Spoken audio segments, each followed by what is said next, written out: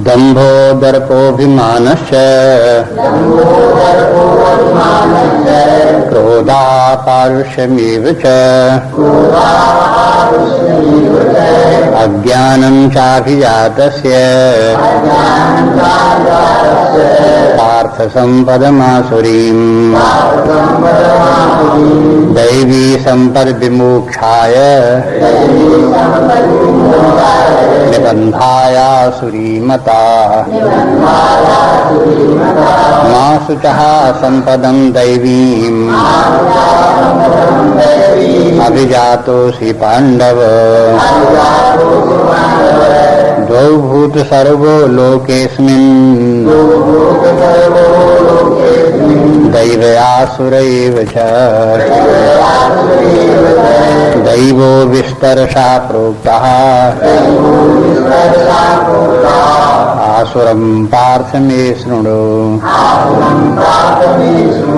द्वौ भूत सर्गो लोकेऽस्मिन् दैवयासुरैव च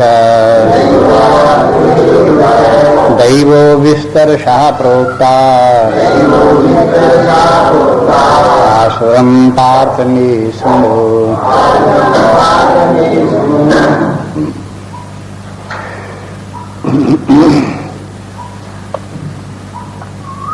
दो भूत सर्गौ लोकेस्मिन् अस्मिन् लोके दो भूत सर्गः। इस लोक में सर्ग माने सृष्टि है।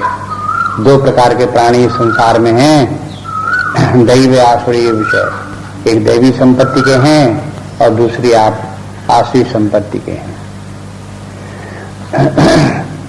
और ये तो पहले ही बता दिया कि दैवी संपत्ति विमोक्षा है। दैवी संपत्ति के जो प्राणी हैं वो मुक्ति की मार्ग की तरफ आगे बढ़ते जा रहे हैं। और निबंधाय आसुरी मता, जो आसुरी संपत्ति के लोग हैं वो बंधन की तो तरफ पतन की ओर आगे बढ़ते जा रहे हैं। तो ये अब इनमें कहते हैं कि दैवो विस्तरशः प्रोक्तः, कि हमने दैवी संपत्ति का वर्णन बड़े विस्तार से पहले कर दिया। अब आसुरम पार्थ में शृणु, अब आसुरी संपत्ति है उसका हम विस्तार से वर्णन करेंगे।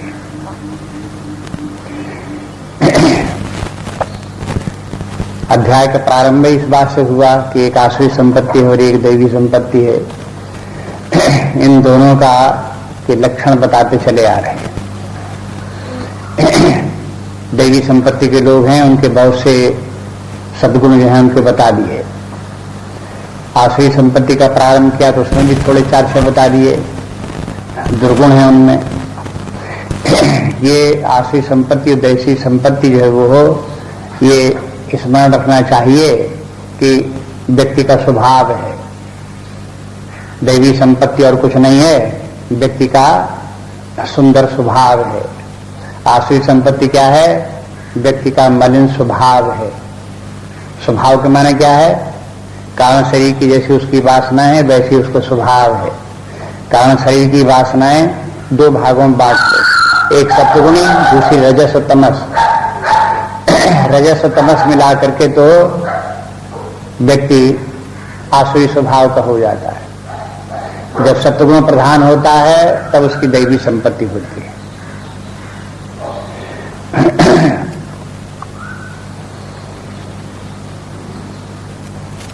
सत्वगुण में ज्ञान की रुचि है, शांति है,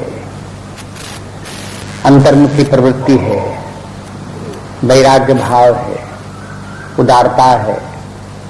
ये सब सत्वगुण के लक्षण हैं। जो सत्वगुण के लक्षण हैं वही दैवी संपत्ति के लिए।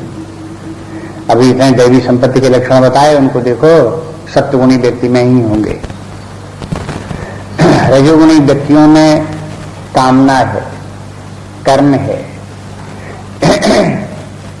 और फिर उसके परिणाम स्वरूप अशुभ कर्म करें, शुभ कर्म करें, बंधनकारी कर्म करें, ये सब उनका उसी प्रकार का स्वभाव होगा।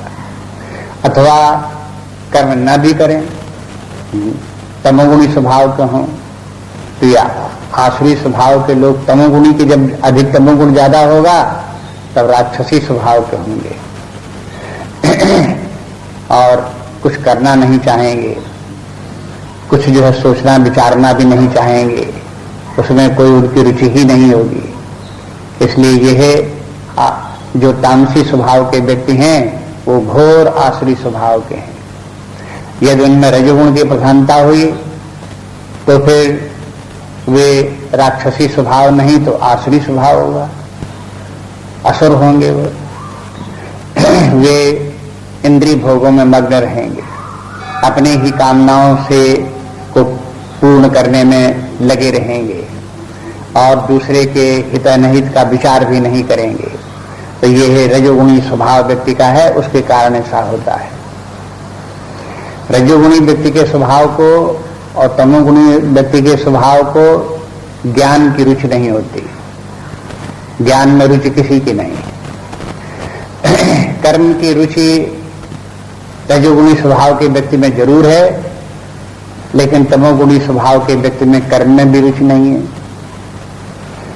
ये जीवन ज्ञान और कर्म मुख्य रूप से इन दो से चलता है।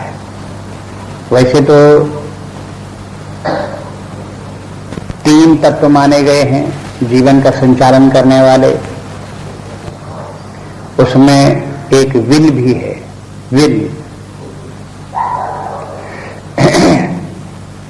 कर्म तो है ही है, ज्ञान तो है ही है, लेकिन उसके साथ व्यक्ति की भावना किस प्रकार की भावना है, उसकी प्रवृत्ति किस प्रकार की है। जैसी प्रवृत्ति होती है उसी प्रकार के कर्म करता है, जैसी प्रवृत्ति होती है उसी प्रकार का ज्ञान में रुचि होती है। इसलिए प्रवृत्ति को भी एक फैक्टर माना है। लेकिन यहां पर भगवान कम से कम 2 भागों में विभाजित करते हैं, दैवी संपत्ति और आसुरी संपत्ति, तो उन्हीं के लक्षण बताते हैं। तो हमें सीधे सीधे ये मान करके हम चल सकते हैं कि दैवी संपत्ति के लोग हैं वे सत्वगुणी हैं, और जो आसुरी संपत्ति के लोग हैं वो रजोगुणी और तमोगुणी हैं। सत्वगुण के साथ में, सत्वगुण की प्रधानता के साथ में यदि रजोगुण हुआ तो क्षण्य है और वो ज्यादा भयंकर नहीं हो पाता। लेकिन सत्वगुण न हो और रजोगुण के साथ तमोगुण हो तो उसका बड़ा भयंकर रूप हो जाता है। इसलिए इसे रजोगुण से और तमोगुण से बचना चाहिए और सत्वगुणी प्रवृत्ति बनानी चाहिए, दैवी संपत्ति अर्जित करनी चाहिए। ये तात्पर्य है भगवान का। भगवान जो दैवी संपत्ति आसुरी संपत्ति का वर्णन करते हैं तो दैवी संपत्ति की प्रशंसा भी करते हैं और आसुरी संपत्ति की निंदा भी करते हैं। आसुरी संपत्ति का जब वर्णन करेंगे तो उसकी प्रशंसात्मक भाषा नहीं है, निंदा ऐसे बोलते हैं, उसका वर्णन करते हैं जैसे उसकी निंदा कर रहे हैं। तो इसके माने ये है कि आसुरी संपत्ति यदि व्यक्ति में यत्किंचित हो भी तो उससे बचने का प्रयास करना चाहिए और दैवी संपत्ति को बढ़ाते रहना चाहिए। ये है प्रयास, सारे जीवन व्यक्ति का चलना चाहिए। अब भगवान कहते हैं कि देखो कि सारी सृष्टि को ही देखो तो आपको ये भेद मिल जाएगा सारी सृष्टि में। वैसे तो सारी सृष्टि में सत्वगुणी, रजोगुणी, तमोगुणी, ये 14वें अध्याय भगवान कहे हैं 3 प्रकार के जितने प्राणी हैं वो 3 प्रकार के हैं। लेकिन यहाँ पर जो है उनको तमोगुणी, रजोगुणी को एक में मिला करके असुर कर दिया और जो सत्वगुणी हैं उनको कर दिया दैवी संपत्ति के, और उनको 2 भाग में वर्णन कर दिया, ऐसे भी कह सकते हैं। अब यहाँ से ये है विभाजन की रेखा व्यक्ति के जब हम देखते हैं जीवन के विधान में तो यहाँ से प्रारंभ होती है। ये लाल रेखा जो है, यदि व्यक्ति आसुरी स्वभाव का है तो वो इधर की तरफ आगे बढ़ता है, यदि वो दैवी संपत्ति का है तो वो फिर इधर बढ़ता है। यहीं से विभाजन हो जाते हैं। आसुरी संपत्ति का व्यक्ति इस क्षेत्र में प्रवेश नहीं कर सकता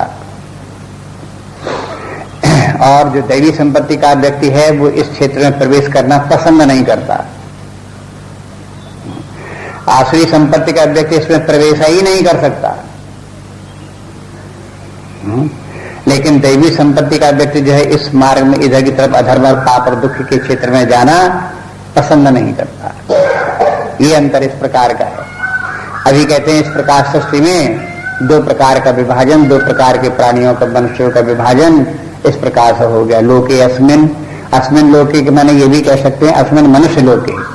मनुष्यों में से देखें तो जितने भी प्राणी मनुष्य हैं वो इनको दो भागों में हम बांट सकते हैं। दैवो विस्तरसा प्रोक्ता, और बोले कि हमने दैवी संपत्ति का वर्णन पहले ही विस्तार से कर दिया है। आपको बताया कि देखो पहले विस्तार से कर दिया कि मैंने 3 श्लोकों में दैवी संपत्ति के लोगों का वर्णन भगवान ने विस्तार से किया। जितने भी सद्गुण हैं उन सबका संग्रह करके एक चित्र उपस्थित करने का प्रयास किया कि दैवी संपत्ति का व्यक्ति जो होता है उसका स्वभाव, उसके कर्म, उसका व्यवहार, उसकी मान्यताएं इस प्रकार की होती हैं, उसमें बता दिया। लेकिन अगर इसको विस्तार न माने, 3 श्लोकों में केवल सद्गुणों के नाम दे दिए गए हैं, केवल इतना बताया जाए, तो फिर इसके पहले के जितने 15 अध्याय हो गए हैं उन 15 अध्यायों में देखें तो दैवी संपत्ति के लोगों का वर्णन निरंतर होता रहा है। जैसे हमने बताया कि 17वें अध्याय में जब भगवान ने वर्णन किया तो वहां बता दिया कि देखो न माम दुष्कृतनो मूढ़ा प्रपद्यन्ते नराधमा। तो एक श्लोक में तो भगवान ने ये बता दिया कि जो आसुरी स्वभाव के व्यक्ति हैं वे लोगों को इस धर्म में रुचि नहीं होती, परमात्मा में विश्वास नहीं होता, वो इस तरफ जाते ही नहीं है। लेकिन उसके बाद के श्लोकों में फिर जो दैवी संपत्ति के व्यक्ति हैं, जो व्यक्ति जो है वो सन्मार्ग पर चलने वाले व्यक्ति हैं, फिर वो आगे चल करके धर्म का पालन करते हुए कैसे 4 प्रकार की भक्ति प्राप्त कर लेते हैं, फिर उनका ज्ञान कैसा होता है, कि उनको लक्ष्य की प्राप्ति कैसे होती, वो सब विस्तार से वर्णन वहां पर भी है। ऐसे आपको बता दिया 9वें अध्याय में भी भगवान ने बता दिया। 9वें अध्याय में दैवी संपत्ति का वर्णन तो पूरे अध्याय में, लेकिन एक श्लोक में ये भी बता दिया कि आसुरी लोग इस मार्ग में नहीं आते, उनको ये सब रुचिकर नहीं लगता, उनके लिए कह दिया मोह आशा मोह कर्माणा। ये लोग जो हैं झूठी आशा लिए, झूठे भावों विचारों के लिए हुए संसार में मिथ्याचरण में प्रवृत्त रहते हैं। मोह ज्ञान विचेत साहा, उनका ज्ञान भी झूठा, उनका स्वभाव भी झूठा स्वभाव, और राक्षसी माश्रीम चैव और प्रकृतिम मोहिनीम श्रिता।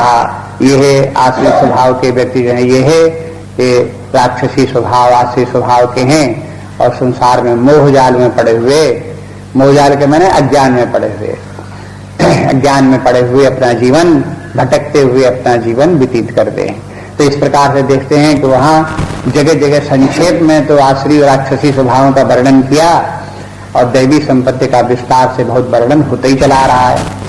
इसलिए अब थोड़ा सा ये बताते हैं कि इस अध्याय में भगवान कहते हैं कि अब हम आसुरम पाप में सुनू कि असुर लोगों का स्वभाव कैसा होता है, इससे भी अब तो हमसे थोड़ा विस्तार से सुन लो। अब इतना विस्तार तो नहीं कर सकते कि 10-5 अध्याय इसी में बोले। एक अध्याय में कुछ श्लोक जो बाकी बचे, 20 श्लोक बचे, उनमें भगवान जो है उनके जो स्वभाव है आश्रित संपत्ति के लोगों का है वो उनमें बता देते हैं। अगला श्लोक देखिए, प्रवृत्तिं च निवृत्तिं च जनाना विदुरासुरः न शौचं नापि चाचारो न सत्यं तेषु विद्यते। प्रवृत्तिं च निवृत्तिं च जनाना विदुरासुरः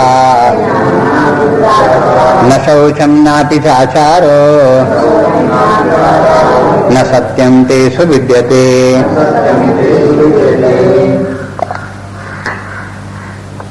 श्लोक का अर्थ हो गया प्रवृत्तिम निवृत्तिम न जाना। ये लोग आसुरी स्वभाव के व्यक्ति हैं, प्रवृत्ति निवृत्ति को नहीं जानते, और न शौचम, न इनमें शुद्धता होती, पवित्रता होती, ना भी आचारो और सदाचार भी इनमें नहीं होता, न सत्यम तेषु विद्यते, और इनमें सत्य भी नहीं होता। मन न सत्य वाणी होगी, न सत्य व्यवहार होगा, न जीवन का लक्ष्य ही सत्य को प्राप्त करना होगा। इस प्रकार से देखते हैं इन लोगों का इस प्रकार का जीवन है।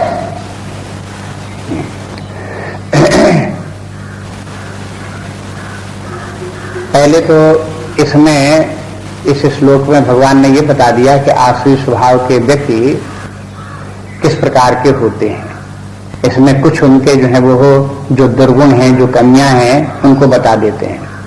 अगले श्लोक में देखते हैं कि वो बताते हैं इस आसुरी स्वभाव के व्यक्तियों की फिलॉसफी क्या है, थिंकिंग क्या है, जीवन के संबंध में, जगत के संबंध में मान्यताएं इनकी क्या है, वो फिर आगे बताते हैं। और फिर उन मान्यताओं के अनुसार व्यक्ति का जीवन की रूपरेखा और व्यवहार उसी प्रकार का बनता है। इसलिए फिर आगे के श्लोकों में उसी मान्यता के अनुसार उनकी अपनी चिंतन धारा जिस प्रकार की होती है वैसे ही फिर उनका जीवन का रूप रंग बन जाता है। तो इतनी बातें ध्यान रखें। पहले तो अब इसमें 7वें अध्याय में तो उनका परिचय है। पहली बात तो ये कि आसुरी स्वभाव के व्यक्ति हैं तो तमोगुणी स्वभाव होने के कारण से, रजोगुणी स्वभाव होने के कारण से इन व्यक्तियों को ये पता नहीं कि क्या करना चाहिए, क्या नहीं करना चाहिए। प्रवृत्तियों और निवृत्ति माने क्या है? प्रवृत्ति माने क्या कार्य करने में लगना चाहिए, कौन काम पकड़ें और उसको करें, और न निवृत्तिम और किस काम से दूर रहना चाहिए, नहीं करना चाहिए, ये भी उनको पता नहीं होता। तो माने ये प्रवृत्ति निवृत्ति कहां से शुरू हो गया? यहाँ धर्माधर्म की बात हो गई। ये है अधर्म, जो है ये है व्यक्ति को, समझदार व्यक्ति होगा अधर्म से तो होगा निवृत्त और धर्म में होगा प्रवृत्त। लेकिन आसुरी स्वभाव के व्यक्ति क्या होंगे? उन्हें ये विभाजन पता ही नहीं होगा, स्वभावतः अधर्म में ही प्रवृत्त हो जाएंगे और धर्म में निवृत्त हो जाएंगे। धर्म की तरफ ध्यान ही नहीं देंगे, उसे अनावश्यक समझेंगे, बेकार की बातें समझेंगे। अधर्म जो है वही सही मानेंगे, वही काम का मानेंगे। तो यहीं से देखो सबसे पहली वाली बात जो है वो जो आसुरी स्वभाव के व्यक्तियों का है, उनका ये प्रवृत्ति निवृत्ति कर्म से संबंधित है। इसलिए कर्म के संबंध में उनको देखो तो ठीक समझ में आ जाएगा कि जो न करना चाहिए उस करने में प्रवृत्त हैं, लगे हुए हैं, और जो करना चाहिए वो करते नहीं। बस यही उनका आसुरी स्वभाव यहीं से हो गया। उदाहरण में आप देखो कि समाज में आपको कुछ व्यक्ति ऐसे मिलेंगे जो कहेंगे कि आजकल का जमाना कैसा है, कि आजकल जमाना ईमानदारी का, सच्चाई का नहीं है। आजकल का जमाना बेईमानी का है, झूठाई का ही है। अब ऐसी धारणा उनकी क्यों है? ये आसुरी स्वभाव उनका इस प्रकार से बुला रहा है। फिर वे बोलेंगे कि जो आसुरी स्वभाव के व्यक्ति हैं वे कहेंगे कि हमको तो बेईमानी में ही, दुराचार भ्रष्टाचार में ही लगना चाहिए, उसी से हमारे जीवन का कल्याण है।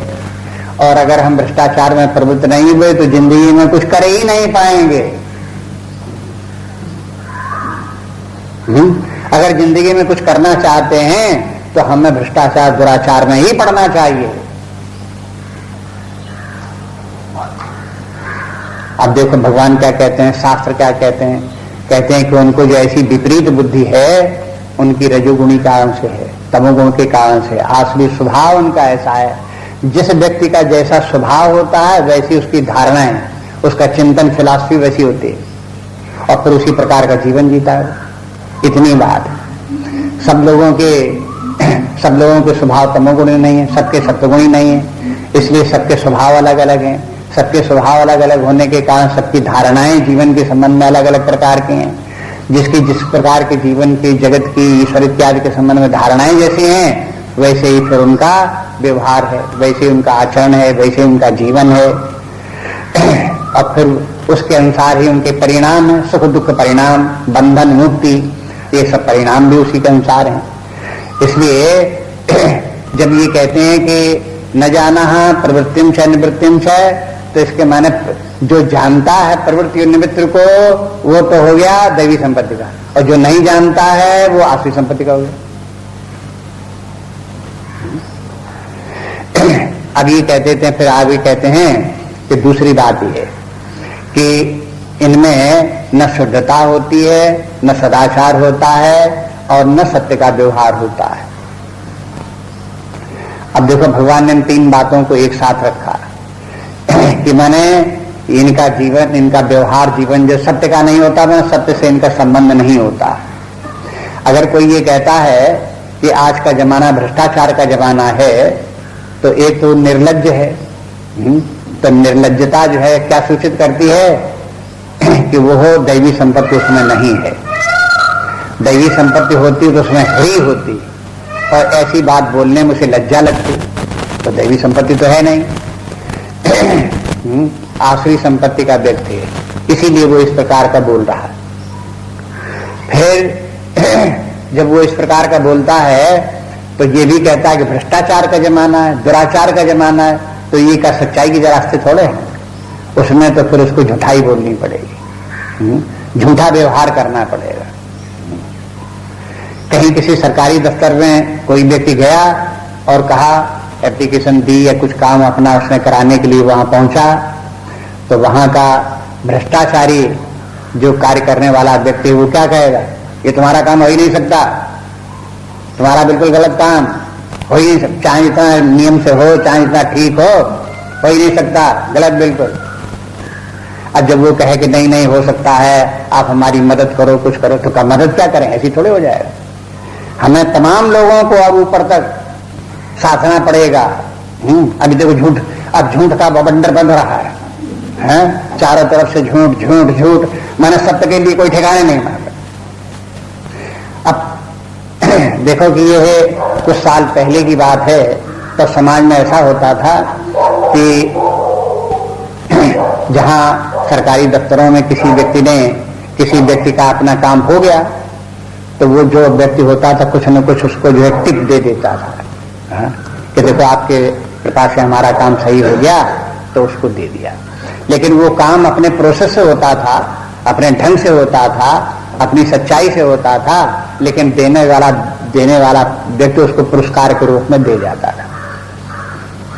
अब ये फिर पुरस्कार वाला रूप बदला, और बदल करके इसने रूप क्या लेना शुरू कर दिया कि फिर अब वो उसको अपना अधिकार मानने लगे, और उसका जो ईमानदारी का काम है, उस ईमानदारी के काम को भी वो नहीं करेंगे और उसको अटकाए रखेंगे, और जब पैसा ले लेंगे तब भी उसके काम को करेंगे। अब ये दूसरी बात आ गई। फिर जब एक कदम और आगे बढ़े, तब आसुरी स्वभाव तो आगे बढ़ता जाता है। तब फिर बात ये आई कि देखो, जिनका की सच्चाई का, ईमानदारी का काम उनका तो होगा नहीं, क्योंकि वो ज्यादा पैसा दे नहीं सकते, इसलिए जिनका की काम गलत काम होगा उन्हीं का काम होगा। क्यों होगा? क्योंकि वही ज्यादा पैसा देंगे। तो जहां सच्चाई का काम, उसे तो मना कर देंगे, तुम्हारा काम हो ही नहीं सकता। लेकिन जहां झूठाई की बात आएगी, उसको पकड़ेंगे कि हाँ तुम्हारा काम हो जाएगा। तो वो कहेगी कि हमारा काम तो बिल्कुल गलत है, कैसे होगा, तुम्हारी कृपा से ही हो सकता है। कि हाँ हमारी कृपा से हो सकता है, तमाम सब लोगों को जोड़ना पड़ेगा तब उसमें होगा। तब देखो कहाँ कहाँ एक एक कदम आगे बढ़ते चले जा रहे हैं। तो आसुरी स्वभाव के व्यक्ति जो है धीरे धीरे करके खंडक में गिरते जा रहे हैं, गड्ढे में गिरते चले जा रहे हैं, बुद्धि भ्रष्ट होती चली जा रही, पर पीड़ा करने लगे, परद्रोह करने लगे, ये सब उनके साथ साथ आता जाता है। तो कहते हैं कि देखो, जिनमें की सच्चाई व्यक्तियों में नहीं होती है, उनका आचरण भी सदाचार नहीं होता। अब इनको दोनों को देखो, जैसे एक भ्रष्टाचारी व्यक्ति है, उसमें सत्यता का व्यवहार होगा नहीं। जब सत्यता को वो मानेगा नहीं, सच्चाई को नहीं मानेगा, झूठाई के आधार पर जीवन चलेगा, तो फिर उसका जो है सदाचार कहाँ हो सकता है? दुराचार ही उसका होगा। तो मिथ्या के साथ में दुराचार और सत्यता के साथ में सदाचार, इसे साथ साथ में इसी तरह से पवित्रता शुद्धता भी है, सत्यता के साथ शुद्धता है, और मिथ्या के साथ में अशुद्धता है। जहां मिथ्याचरण है, जहां मिथ्यावाद है, वहां पर जो अशुद्धता भी है। अशुद्धता वाणी में भी अशुद्धता, कर्म में भी अशुद्धता, व्यवहार में भी अशुद्धता, जीवन जीने के विधान में भी अशुद्धता, सब जगह अशुद्धता दिखाई दे। अशुद्धता के माने केवल यही नहीं कि आज नहाया नहीं तो अशुद्धता हो गई, वो भी उनके होगा कि ऐसे जो लोग होंगे, आसुरी स्वभाव के व्यक्ति होंगे, वो अपने भ्रष्टाचार दुराचार में लगे हुए हैं, तो वही काम में उनको ध्यान देंगे और कहेंगे कि एक दिन नहीं नहाया तो क्या हुआ, 2 दिन नहीं नहाया तो क्या हुआ, फलाने देखो हफ्ते में 1 बार नहाते हैं, वो देखो 15 दिन में 1 बार नहाते हैं। और फ्रांस में तो निकला था कि एक महिला थी 40 वर्ष नहीं इसने स्नान किया, और हम 4 दिन स्नान नहीं करते तो कौन से पवित्र हो गए, हम तो शुद्ध हैं। ऐसे करके विचार करें। हाँ? तो उनके जो है ये धारणाएं जो है वो अशुद्धता की तरफ होंगी, अपवित्रता की तरफ होंगी। शरीर से भी अपवित्र अशुद्ध, वस्त्रों से भी, इतना ही नहीं फिर उनकी वाणी से भी अशुद्धता, व्यवहार से भी अशुद्धता। बातचीत करने में कुछ लोग जो आप देखते हो कि गाली दे दे करके बात करते हैं। अब गाली दे करके बात करने वाले व्यक्तियों की वाणी शुद्ध है कि अशुद्ध? अब मैं आप समझ लो। तो बस ये जो है वाणी की भी अशुद्धता होती है। लोग बात कभी कभी कहते भी हैं कि भाई क्यों गाली देते हो, तो अपनी जबान को क्यों गंदा करते हो। जबान को गंदा करने के माने क्या है? हाँ? माने अशुद्धता, वाणी की भी अशुद्धता होती है, ऐसी आचरण की भी अशुद्धता होती है। दुराचार जो है अशुद्ध व्यवहार है। तो ये सब आसुरी स्वभाव के व्यक्तियों का एक चित्र ही इस प्रकार का है जीवन का। तो आप ये बात, पक्की बात ध्यान में रखो जो पहले बताई थी कि आप ये कल्पना न करो कि मनुष्य लोग तो सब मनुष्य ही हैं, न ये देवता है न असुर हैं, ये तो केवल मनुष्य हैं। ऐसे नहीं, ये मत समझो कि मनुष्यों से अलग कोई और एक जात कोई है, वो असुरों की, राक्षसों की जात है, या देवता मनुष्यों से बाहर कोई दूसरे प्राणी हैं जो देवता होते हैं, कहीं रहते हैं। यहां जो भगवान वर्णन करते हैं मनुष्यों का वर्णन करते हैं। मनुष्य लोक में ही असुर राक्षस भी हैं और मनुष्य लोक में ही देवता भी।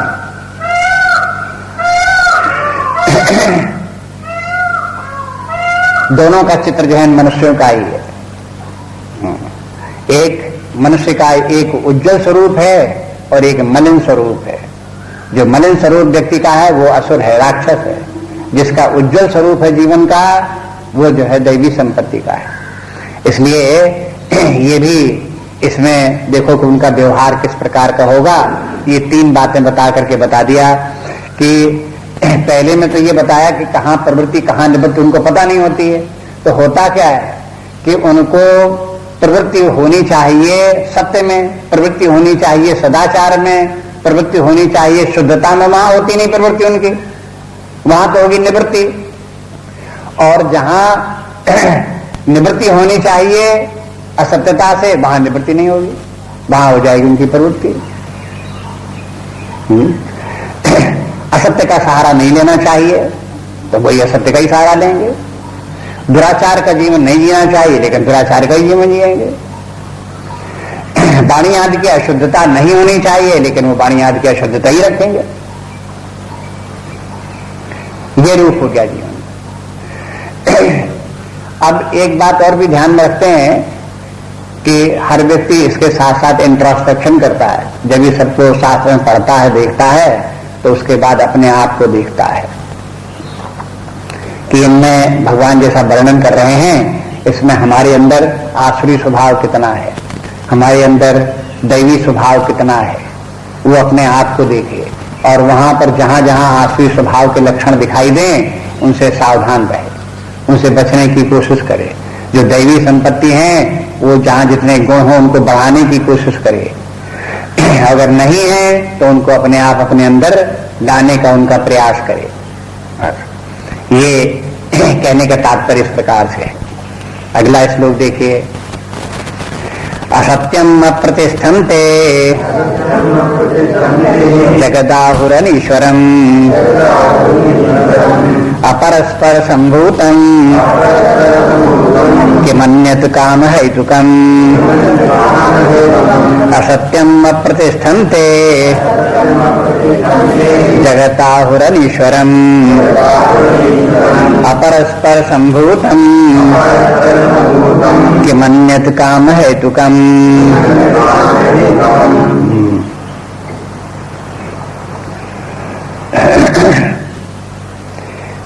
ये इस श्लोक में है उनकी फिलॉसफी, दर्शन।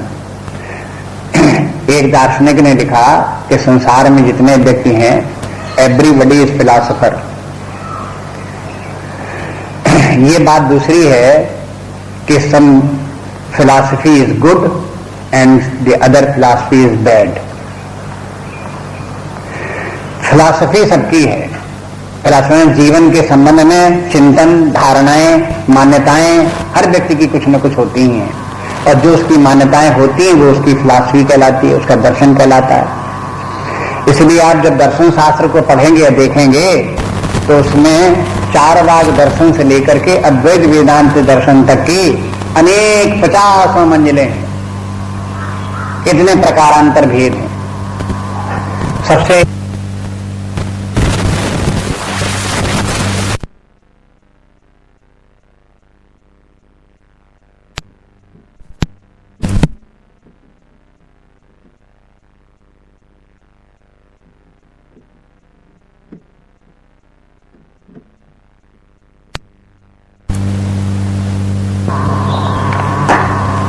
ये चारवाक दर्शन केवल भारतवर्ष में नहीं, पश्चिम में भी, वहां पर भी मेटेरियलिस्टिक फिलॉसफी के ऊपर बहुत दार्शनिक हुए और उसके ऊपर बहुत लोगों ने लिखा भी, उसके ऊपर अनेक प्रकार की मेटेरियलिस्टिक फिलॉसफी है। मेटेरियलिस्टिक फिलॉसफी जब पश्चिम में थोड़ा विकसित हुई, उसमें लोगों को दोष दिखाई दिए, तो आगे बढ़कर के वो ह्यूमनिस्टिक फिलॉसफी हो गई। अब देखो, जब उसको फिलॉसफी पढ़ो, अगर भारतीय दर्शन आपको मालूम हो और गीता इत्यादि पढ़ते रहो तो ये मालूम होता है कि देखो इन लोगों का चिंतन किधर जा रहा है।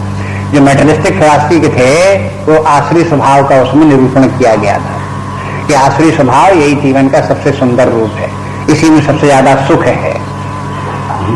लेकिन जब देखा कि जो व्यक्ति आसुरी स्वभाव का होगा, सेल्फ सेंटर्ड होगा और दूसरे की परवाह ही नहीं करेगा, तो फिर इसमें ये दोष दिखाई दिया कि फिर झगड़ा फसाद शुरू होगा। तो उन्होंने फिर क्या किया कि इसको हटाओ, मेटेरियलिस्टिक फिलॉसफी को इसके स्थान पर क्या लाओ, ह्यूमनिस्टिक फिलॉसफी लाओ।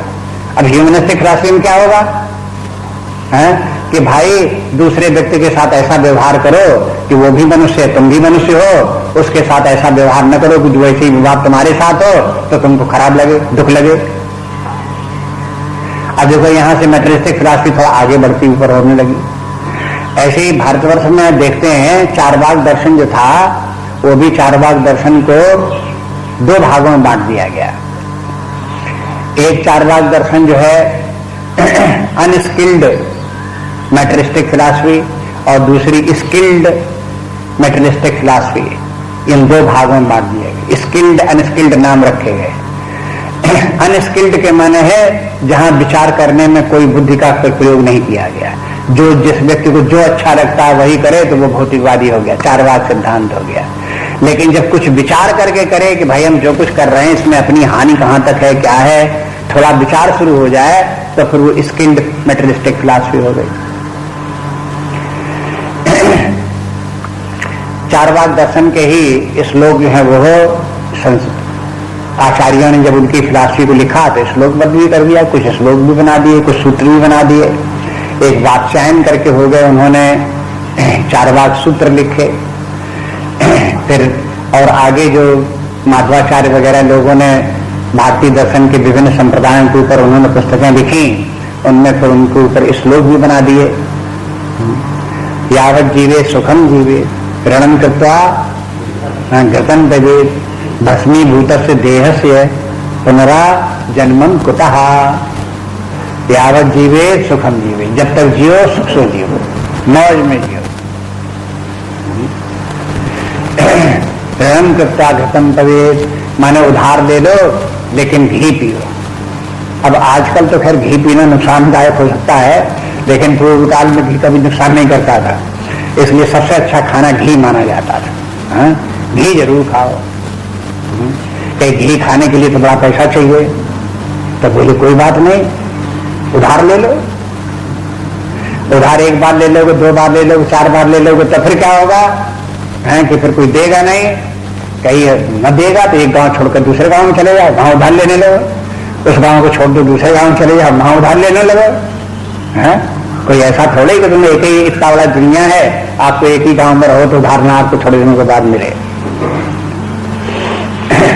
इटावा में हमने बचपन में एक व्यक्ति से परिचय हुआ। उसने वो रहता था शहर के एक किनारे, स्टेशन दूसरे किनारे, शहर का दूसरा किनारा। उस किनारे पे उसने जो है उधार लेना शुरू किया और उधार लेते लेते स्टेशन तक पहुंच गया उधार लेके। एक जगह जहां से उधार लिया दोबारा वो दे नहीं, रास्ता घूम करके जाए दूसरे स्थान पर दूसरे से उधार ले, तो उससे परिचय करे, नमस्कार करे, बतावे अपना, बतावे हम बड़े जमींदार हैं, गांव में ये है, फलाना ठिकाना है, ये है वो, तमाम इस तरह कुछ न कुछ। अब झूठ बोलेगा तभी तो उधार मिलेगा, इसलिए झूठ बोल बाल करके उधार ले लो आकर के फिर आगे बढ़ता गया बढ़ता गया बढ़ता गया, स्टेशन तक पहुंच गया। अब वो लोग बाग इस प्रकार के चारवाक खिलाफी, ऐसा नहीं चारवाक खिलाफी काल्पनिक नहीं, इस प्रकार के कोई मानता नहीं है, मानने वाले दुनिया में है और बहुत है मानने वाले, चारवाक दर्शन ही तो मानते हैं। तो जैसे उसने कहा कि ऋणम कृत्वा घृतम दधे, अभी ऐसा भी कहीं कहीं आता है कि अगर उधार न मिले तब क्या करो, अरे भाई चुरा लो और क्या है, हाँ छीन लो किसी का और क्या है, ये भी तो है। तब फिर 3 स्लोगन चले, बैग, बोरो और स्टील। बैग के मैंने पहले मांग लो, मांगे न दे तो उधार ले लो, उधार न दे तो चुरा लो। तीनों में अपने आप कोई परिश्रम नहीं करना पड़ेगा, आपको काम नहीं करना पड़ेगा। ये 3 साधन ऐसे हैं जिनके के द्वारा व्यक्ति अपनी जीविका चला सकता है और मौज में रह सकता है। ये देखो कितनी अच्छी फिलॉसफी, लोगों को ऊपरी अगर ये फिलॉसफी समझाई जाए तो पहली बार देखे तो कहे कि हाँ है तो बात बड़ी मजेदार बात है, तो बहुत अच्छी बात है। बैग, बोरो और स्टील, काम धाम कुछ करना नहीं और इस प्रकार से खाने के लिए खूब बढ़िया खाओ, खूब बढ़िया मौज करो, कितनी अच्छी बातें बताई इस प्रकार से हैं। अरे भाई एक बार मार खा ली तो क्या हो गया, छोड़ करके चले गए दूसरी जगह, एक ही शहर में नहीं रहे ज्यादा दिन, अब कोई दूसरे शहर में मारने थोड़ा जाएगा, वहां कहां तक जाएगा। इस तरह से जो है वो देखते हैं कि समाज में ये है चारवाक सिद्धांत वाले भूत। तो कहते हैं भस्मीभूत से देह से पुनराजन्म कुतः, इसके माने है कि ये चारवाक सिद्धांत वाले पुनर्जन्म नहीं मानते। कहते हैं जहां मरे तहां खत्म था, उसके बाद दूसरा जन्म तो होना नहीं। अब इसके माने ये कि जो धर्म का मार्ग है वो उन लोगों के लिए है जो पुनर्जन्म के सिद्धांत को माने। जब पुनर्जन्म की मान्यता व्यक्ति के चित्त में बैठने लगती है तब वो इस प्रकार के अधर्म के मार्ग को छोड़ करके धर्म के मार्ग को पकड़ता है। अगर पुनर्जन्म के सिद्धांत पर उसकी मान्यता नहीं है तो प्रायः अधर्म में ही रहेगा, अधिकांश उसका व्यवहार अधर्म का होगा। यहां तक हो सकता है मानो कोई व्यक्ति अधर्म के मार्ग पर चलता है, पुनर्जन्म के सिद्धांत को नहीं मानता, तो पुनर्जन्म के सिद्धांत को न मानने वाले व्यक्ति भी भौतिकवादी तो होंगे, क्योंकि पुनर्जन्म को नहीं मानते, तो इसलिए शरीर को ये सुख पहुंचाना, उसी को सुख देना जीवन का एकमात्र लक्ष्य होगा। अपने अगले जन्म को सुंदर बनाना तो कोई बात ही नहीं है, मुक्ति की तो कोई बात ही नहीं है, परमात्मा की प्राप्ति की कोई बात ही नहीं है। इसलिए जीवन का उद्देश्य क्या हुआ कि अपने शरीर को ज्यादा से ज्यादा सुखी बनाओ, और शरीर खत्म हो गया तब क्या सुखी बनाने कोई है ही नहीं, इसलिए कोई खत्म बात हो गई। इसलिए जब तक शरीर रहता है तब तक इस शरीर को सुखी बनाने की कोशिश करते हैं। अब जो लोग कर्म में रुचि नहीं रखते, मान लो कुछ व्यक्ति ऐसे हैं जो खाते पीते सब हैं लेकिन काम धाम कुछ नहीं करते,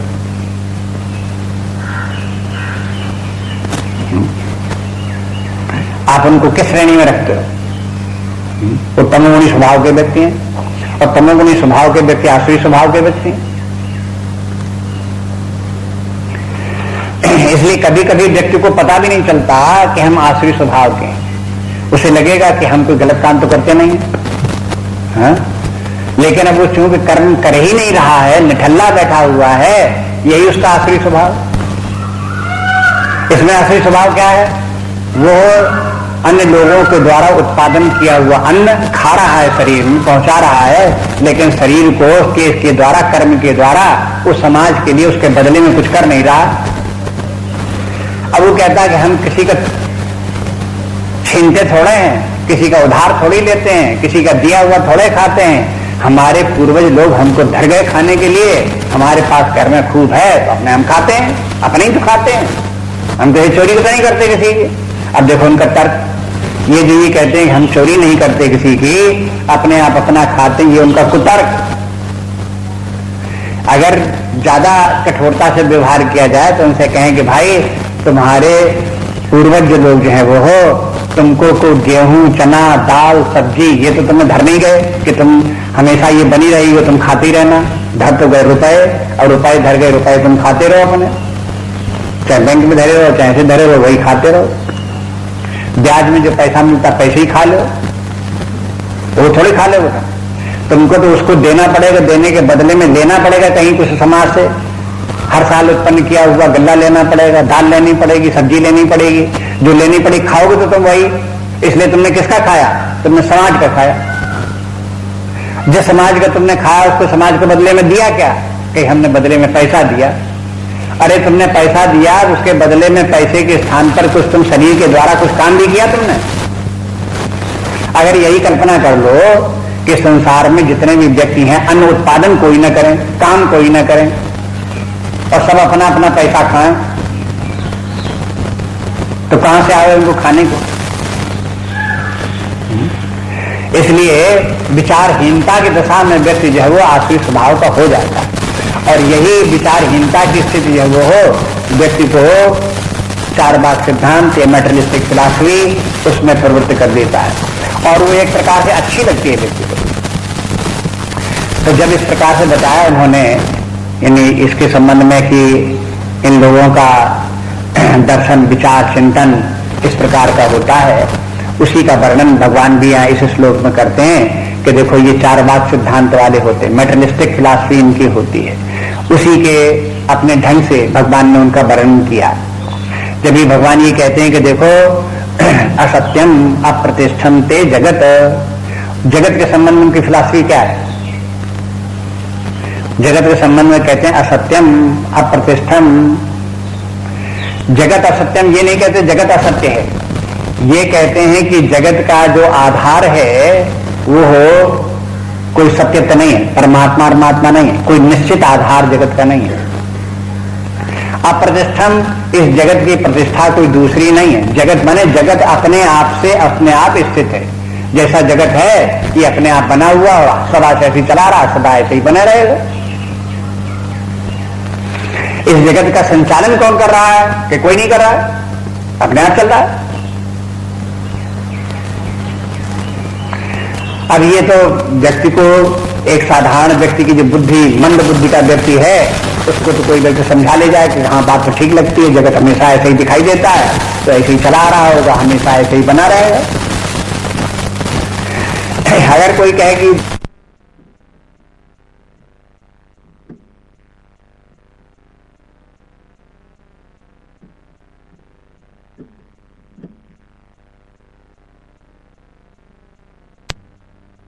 फिर जगत ये बना, तो कब किसने देखा है कि कब बना था और किसने बनाया था, कौन जाने। बस हम तो ये जानते हैं जगत ऐसा ही है, ऐसा ही बना रहने वाला है। इसके अब ये देखो कि बुद्धि का विकास कितना है, मैंने बुद्धि इसके आगे नहीं जा सकती कि ये जगत का कहीं कोई अधिष्ठान भी, आधार भी हो सकता है, जगत का कोई कारण हो सकता है, ये उनकी बुद्धि में नहीं समाता। अब जब विचार करने के लिए विचार सुझाव व्यक्ति को कि देखो कभी तुमने ऐसे विचार किया है कि जहां कहीं कोई वस्तुएं होती हैं और वे निर्मित वस्तुएं होती हैं, तो वो सदा से नहीं होती और सदा रहती भी नहीं है। जैसे मान लो ये टेबल है, तो ये एक बनी हुई वस्तु है ना, एक इसका रूप है, तो रूप है इसके माने ये रूप धारण इसने किया है, और जब ये रूप बना है तो इसके पहले ये रूप नहीं था। अगर हम ये कहें कि देखो ये टेबल अनादिकाल से ऐसी ही है, सदा ऐसी ही बनी रहेगी, तो मान लोगे? कहीं नहीं मानेंगे। क्यों नहीं मानोगे तुम? क्योंकि हम देखते आए हैं कि इस प्रकार की टेबल जो रूप आकार की वस्तुएं होती हैं वे पहले नहीं होती हैं, बाद में बनती है। हमने बढ़ियों से बनती हुई देखी है, वो बना बना के भरते हैं, तब ये बनती है, उसके पहले नहीं होती हैं। इसलिए ये तो अब ये बात तो उन्होंने मान ली कि इस प्रकार के रूपाकार की जो वस्तुएं होती हैं वो बनाई जाती हैं, बड़े लोग बनाते हैं, उनको देखा गया। लेकिन कहीं कहीं ऐसी वस्तुएं हैं जो आपकी जिंदगी में नहीं बनी, आपके सामने नहीं बनी, उनके समझ में क्या विचार है? जैसे मान लो लाल किला आपके जमाने में नहीं बना, तो आपके क्या धारणा कि लाल किला की कभी निर्माण कार्य नहीं हुआ, अनादिकाल से ऐसे ही चला रहा है? अगर यह कहें कि नहीं अनादिकाल से नहीं बनाया गया था, तो हम आपसे पूछते बताओ आपने देखा कि बनाए जाते हो?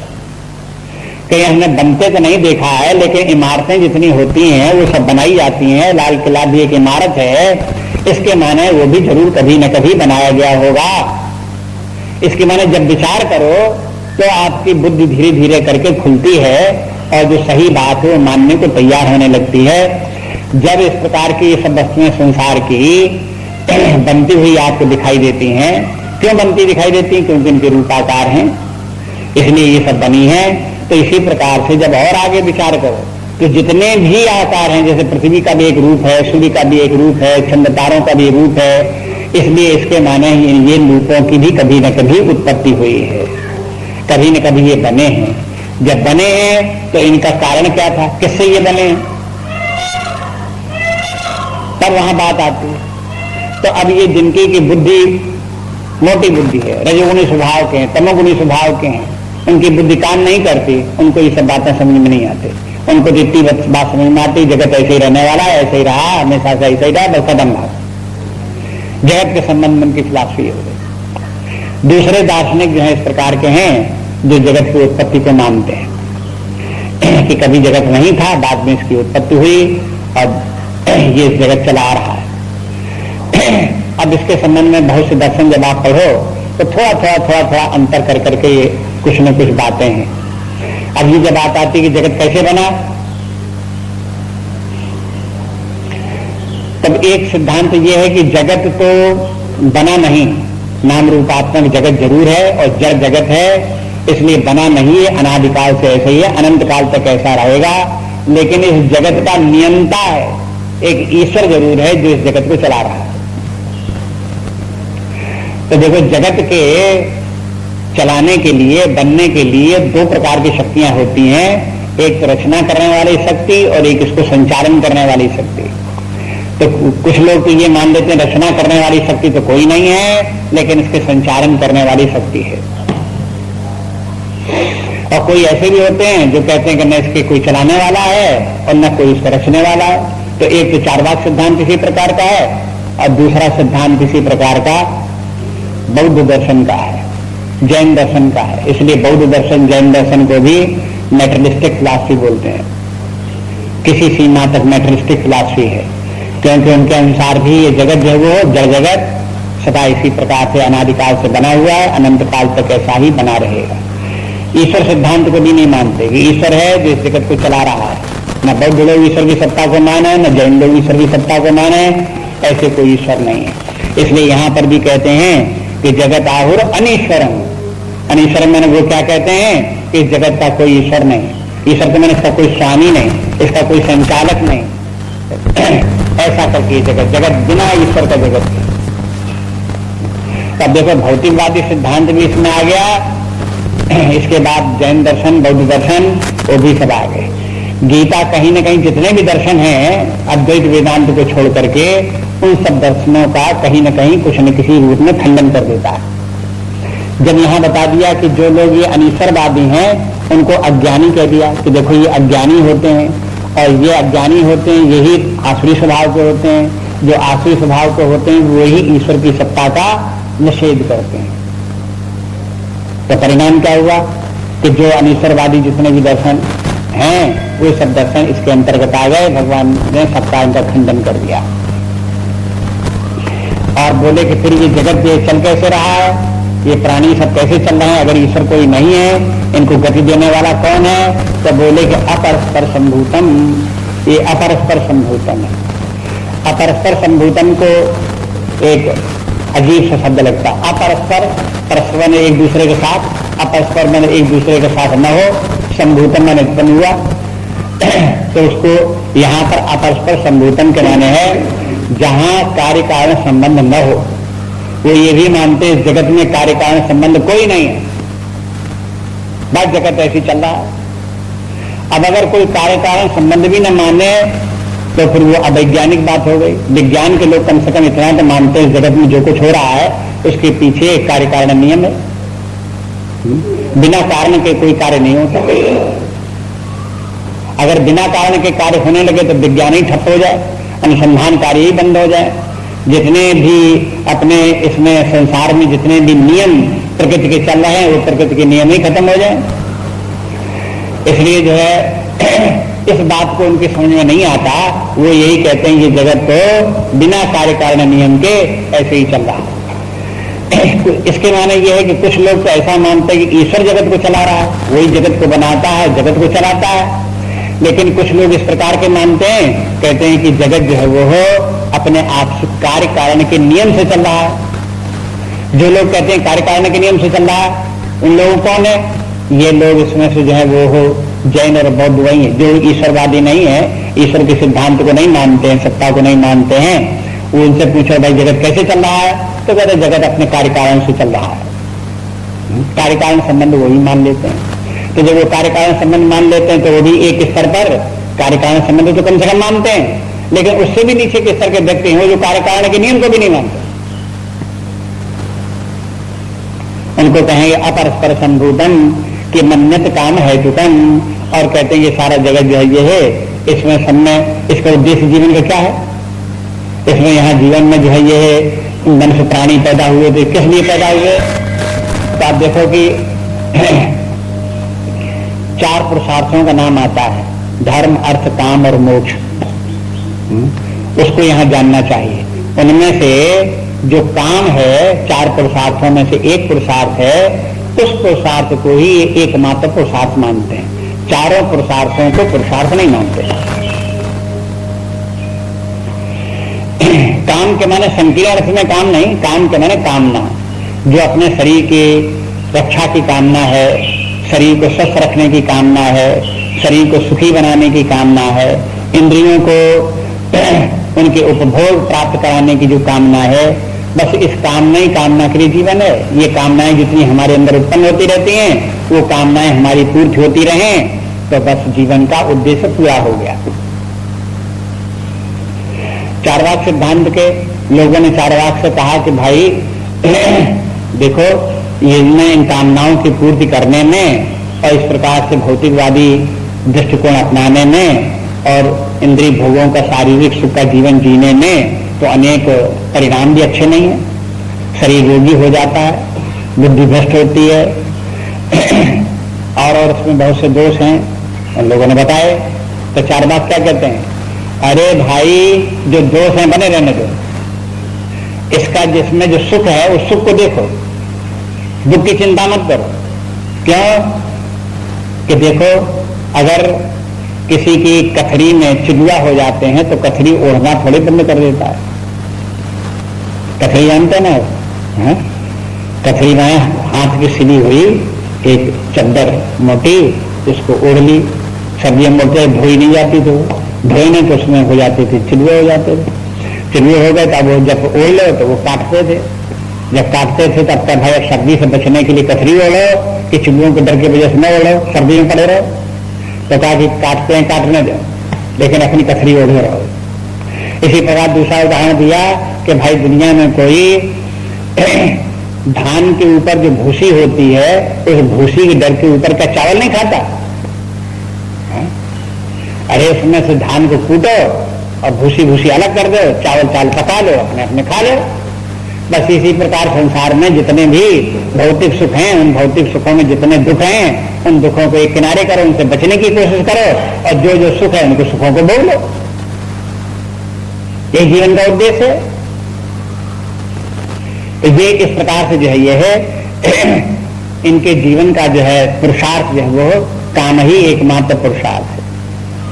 लेकिन जब इनको विचार पूर्वक देखो तो काम के भी पहले है धर्म, सबसे पहले है धर्म, धर्म से फिर है अर्थ, अर्थ से है कामना की पूर्ति, कामना की पूर्ति के बाद जो वो है मोक्ष।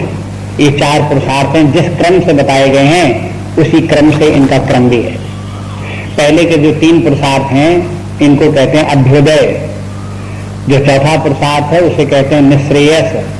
जब व्यक्ति का अभ्युदय पूरा हो जाए और फिर भी संतोष व्यक्ति को न हो, तृप्ति न मिले, तब उसे निःश्रेयस के लिए प्रयास करना चाहिए। तब तक जब तक निश्रेयस के लिए प्रयास करने की प्रवृत्ति न हो तब तक उसे अभ्युदय का प्रयास करता है। अभ्युदय के माने प्रॉस्पेरिटी, मैटीरियल प्रॉस्पेरिटी, उसको कहते हैं अभ्युदय। मैटीरियल प्रॉस्पेरिटी कैसे आवे? सबसे पहले धर्म, ये सीखो कि धर्म क्या है। धर्म का आचरण करते हुए, धर्म में जीवन जीते हुए, सदाचार इत्यादि को बरतते हुए उससे धर्म के द्वारा अर्थ को प्राप्त करो। धर्म से अर्थ आना चाहिए। अधर्म से अर्थ आ गया तो फिर आगे चल करके आपको दुख देगा। धर्म से अर्थ आएगा तो आपको सुख दे सकता है, भौतिक सुख दे सकता है और आगे कुछ नहीं। इसलिए जो है वो धर्म के द्वारा अर्थोपार्जन करो। और अर्थोजन पार्जन के बाद में अर्थ किस लिए है? अर्थ है जीविका के लिए, जीविका चलाने के लिए। काम के माने है यहाँ पर चार प्रसार जहाँ होते हैं वहां पर भौतिक सुख के लिए धन नहीं है, धन है जीविकोपार्जन के लिए, अपनी जीविका चलाते रहो। उतना खाओ पियो पहनो जिससे शरीर की यात्रा चलती रहे। शरीर की यात्रा को चलाते रहना काम के अंतर्गत रखा गया। शास्त्रीय काम का अर्थ यही है। कामना किस बात की? कि शरीर यात्रा चलती रहे, बस। इससे आगे कोई कामना नहीं। इंद्रिय भोगों की कामना, भौतिक सुख की कामना और तरह तरह सुख कामना, ये सब फिजूल की बात है, बेकार है। यदि व्यक्ति, अब देखो इनमें अगर उल्टा विचार हो गया व्यक्ति का, धर्म के स्थान पर अधर्म के द्वारा अगर आचरण करने लगा तो उसका जो अर्थ तो आएगा फिर भी, लेकिन अर्थ जो आएगा वो अनर्थ आएगा, व्यक्ति को दुख देगा आगे चलकर। और जो अर्थ जो है उसका जो अशुद्ध अर्थ होगा वो उसकी कामना की पूर्ति न करके इंद्रिय भोगों में से प्रवृत्त करेगा और उसके बाद उसका विनाश होगा, बंधन में पड़ेगा। लेकिन यदि इसके विपरीत चलता है, यदि वो धर्म के द्वारा अर्थ को उपार्जन करता है और अर्थ से जो अर्थ प्राप्त होता है उससे अपनी जीविका चलाता है, तो फिर वो निश्रेयस के मार्ग में आगे बढ़कर के प्रविष्ट हो सकता है। निश्रेयस मुक्ति किन लोगों के लिए है? जो धर्म से जिन्होंने अपना जीवन जिया है, अर्थ के ऊपर नियंत्रण रखा है, अर्थ का उपयोग भी जीवन यापन मात्र के लिए किया है। अब जहां ये काम दो प्रकार के हो गए, एक काम तो वो हो जो जीवन यापन के लिए काम, और दूसरा काम कौन सा हो गया? जिसके के द्वारा व्यक्ति इंद्रिय भोगों का सुख और शारीरिक सुख इत्यादि प्राप्त करने की इच्छा रखता है। तो जो दूसरे प्रकार का सुख जो काम है वो व्यक्ति को पतन में डालने वाला है और मनुष्य इस तरह के योग्य नहीं है। मनुष्य जीवन जो प्राप्त हुआ है उसके वो अयोग्य है, उसके पशुओं के योग्य है। वो पशुओं के लिए तो यह है कि वो शारीरिक सुख इत्यादि में प्रवृत्त हों, लेकिन मनुष्य के लिए तो धन इसलिए है, जीवन इसलिए है कि जीवन चलता रहे। इतनी समझदारी से जीवन जी लिया और बाकी अब जीवन का लक्ष्य तो यह है कि मुक्ति प्राप्त हो, परमात्मा की प्राप्त हो। ये अभ्युदय हुआ। तब इसमें अभ्युदय किनको प्राप्त होता है? जो विचारवान व्यक्ति हैं, जो दैवी संपत्ति के हैं, जो ज्ञानवान हैं, जो शास्त्रों को देखने वाले हैं, समझदारी से काम जीवन जीने वाले हैं, उनके लिए तो वो दैवी संपत्ति के लोगों के लिए मुक्ति इत्यादि का मार्ग अभ्युदय का मार्ग है। और जो मूढ़मती हैं, जिनको कुछ समझना ही नहीं आता है, दुर्बुद्धि हैं, वे लोग अज्ञानी लोग हैं, फिर वो ये अपने शारीरिक सुखों की, इंद्रिय भोगों की प्राप्ति के लिए जीवन को समझते हैं। जीवन इसीलिए है इंद्रिय भोग प्राप्त हो, शरीर का सुख प्राप्त। कहीं कहीं तो यहाँ तक होता है यदि व्यक्ति को धीरे धीरे करके शरीर दुर्बल हो गया, वृद्धावस्था आ गई, अब कहते कि अब इस शरीर के द्वारा इंद्रियों के सुख भोगे नहीं जा सकते। अब इंद्रियों के सुख नहीं भोगे जा सकते तो क्या करना चाहिए? फांसी लगा लेनी चाहिए। बेकार जिंदगी है, बेकार जिंदगी जीना क्या? एकमात्र यही जीवन का उद्देश्य ही था, इंद्रिय भोग वो भोग नहीं सकते, इसलिए निर्णय क्या निकला? आगे का जीवन बेकार, जीवन खत्म करो, छुट्टी करो। देखो ऐसे निर्णय निकलेंगे। इसलिए भगवान कहते हैं कि देखो इनकी विचारधारा जगत के संबंध में, इसमें ईश्वर के संबंध में विचारधारा आ गई, जगत के संबंध में आ गई, जीवन के संबंध में आ गई। मनुष्य का जीवन किस प्रकार का है, उसका जीवन का उद्देश्य किस प्रकार का है, पुरुषार्थ में से कौन से, वो एक ही श्लोक में सब उनका संक्षेप में इन आसुरी स्वभाव के व्यक्तियों को जो जीवन दर्शन है उनकी फिलॉसफी उसमें बता दी। अगर ईश्वर हो तो ईश्वर होगा तो यह भी मानना पड़ेगा ईश्वर नियंत्रक है, जगत का नियंत्रक है, जीवों का नियंत्रक है, मनुष्य के शुभाशुभ कर्मों का नियंत्रक है। अगर वो नियंत्रण करने वाला है तो फिर ईश्वर से डरना पड़ेगा कि अगर हम अशुभ कर्म करेंगे तो ईश्वर हमको दंड देगा। और जिन लोगों को ये धारणा है कि हम अशुभ कार्य तो करें और दंड देने वाला कोई ना होना चाहिए, तो वो क्या कहेंगे? ईश्वर ही नहीं। ईश्वर नहीं की बात कहां से आई? क्योंकि वो चाहते ही नहीं कि कोई ईश्वर हो। इसलिए इस प्रकार के विचार उनके आते हैं। तो देखो किसी व्यक्ति की विचारधारा कैसे लिंक करती है, एक विचार के साथ दूसरा विचार कैसे जुड़ा रहता है, धारणाएं कैसे एक के साथ जुड़ती चली जाती हैं और उसके एक के परिणाम स्वरूप दूसरा, दूसरे के परिणाम स्वरूप दूसरा मानते चले जाते हैं। दर्शन शास्त्र में सारे दार्शनिक चिंतन का आधार शुरू करते हैं एपिस्टेमोलॉजी से, ज्ञान मीमांसा से। जैसी ज्ञान मीमांसा होगी वैसा ही जगत की रचना, वैसा ही ईश्वर, वैसा ही जीव, वैसा ही जीवन का रूप। ज्ञान मीमांसा से प्रारंभ करते हैं। इसके माने यह है कि ये दर्शन का इसमें जो है लिंक है विचारधारा के एक दूसरे के साथ में, जैसा जिसका विचार उसी प्रकार का, फिर उसी प्रकार का उसके जीवन की रूपरेखा बनती है। बस इसके बाद अब कल देख